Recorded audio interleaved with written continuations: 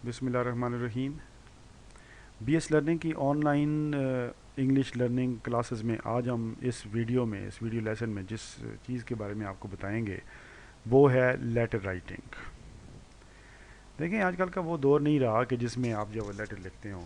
आजकल जब मोबाइल हैं, आप मोबाइल से काम लेते हैं, आप ईमेल करते हैं, लेकिन फिर भी इसके बावजूद भी ऑफिसेज़ में जिसे कहते हैं लेटर लिखे जाते हैं। और आपको ये बात पता होनी चाहिए कि लेटर कैसे लिखते हैं। इसकी दूसरी वजह ये भी है कि आपको आपके एग्ज़ाम में भी लेटर के हवाले से क्वेश्चन आता है, आपने लेटर लिखना होता है, तो लिहाजा लेटर लिखना आपको आना चाहिए। याद रखें, जब भी आप लेटर लिखते हैं, लेटर में सबसे ऊपर दाईं जानब ऊपर वाले कॉलम में आपने अपना एड्रेस लिखना होता है। यानी कि जो आदमी ख़त लिख रहा है वो अपना एड्रेस या वो दाईं जानब ऊपर वाले कॉलम में एक पेज के लिखेगा। जैसे मिसाल के तौर पर उसमें एड्रेस लिखने का तरीका क्या होगा।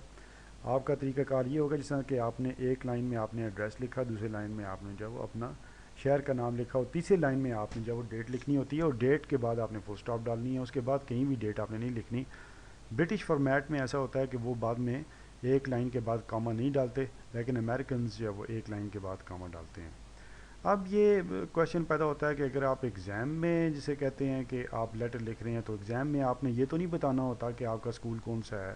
उस वक़्त आपका एड्रेस यही होता है कि आप एग्ज़ामिनेशन हॉल में बैठे हुए होते हैं। आपने एग्ज़ामिनेशन हॉल लिखना है ताकि जिससे आपके स्कूल का, आपके एड्रेस का पता ना चले। और नीचे ABC लिखना है, उसके बाद आप कॉमा डाल दें, फिर नीचे आप जो है वो अपनी डेट आप जो है यहाँ पे मेंशन कर दें। एग्ज़ाम में आपने इस तरह लिखना है। एक पेज के 3 कॉलम होते हैं। एक राइट कॉलम है आपका, एक दरमियान वाला कॉलम होता है, एक आपका राइट कॉलम होता है, और एक लेफ़्ट कॉलम और एक दरमियान वाला। तो राइट कॉलम के सबसे ऊपर आप जो है वो इस तरह से करके एड्रेस अपना लिखेंगे, अगर आप एग्ज़ाम में ये आपको क्वेश्चन आ गया है तो। एड्रेस लिखने के बाद आप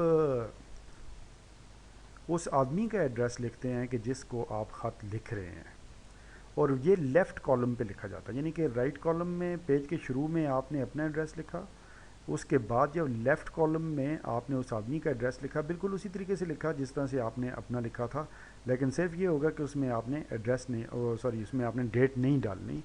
उसके बाद जो है वो तीसरी लाइन पे आप उस आदमी को एड्रेस करते हैं, उसके लिए आप लफ्ज़ यूज़ करते हैं जिस तरह से आपने मिस्टर, मिसेस, मिस एक्सेट्रा वगैरह, और उसके बाद आपने कॉमा डालना होता है।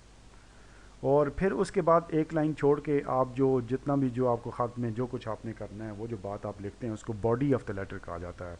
इसके बाद आपको एंडिंग के बारे में बताया जाएगा कि आप अपने लेटर को एंड कैसे करेंगे। एंड में आपने जब वो यूज़ योर सिंसेरली, जब आप जिसे कहते हैं ऑफिशियल लेटर लिखते हैं, तो उसमें यही लिखा जाता है। अदरवाइज़ इंसान अपना नाम भी लिख सकता है। ऑफिशियल लेटर्स में जिसे कहते हैं, फिर योर सिंसेरली के बाद जो है वो आपने एक लाइन छोड़नी होती है, और उसमें आपने अपना सिग्नेचर करना होता है। तीसरे लाइन में आपने अपना नाम लिखना होता है इस तरीके से। और यहाँ पे नीचे आपको ये चार्ट में भी आपको ये बताया गया है, इससे आपको मज़ीद वजाहत हो जाएगी।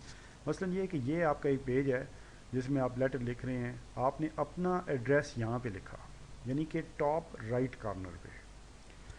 उसके बाद आपने लेफ़्ट कॉलम पे आप आएंगे और उस आदमी का एड्रेस आप लिखेंगे कि जिसे आप ख़त लिख रहे हैं।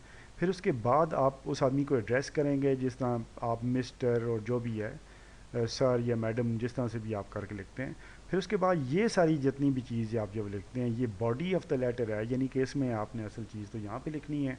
और आखिर में आपने जो एंडिंग जो करनी है, उसमें सबसे पहले जिस तरह बताया गया है कि आपने योर सिंसेरली लिखा, फिर उसके बाद आपने साइन की जगह छोड़ी, आपने अपना सिग्नेचर किया, फिर तीसरे लाइन में आपने अपना यहाँ पे नाम लिखा। और यहाँ पे आपने डेट नहीं लिखनी होती, डेट यहाँ पे एप्लीकेशन में लिखी जाती है, क्योंकि डेट आपने लेटर में शुरू में ही अपने एड्रेस के आखिरी लाइन में लिख चुके होते हैं। Thank you very much.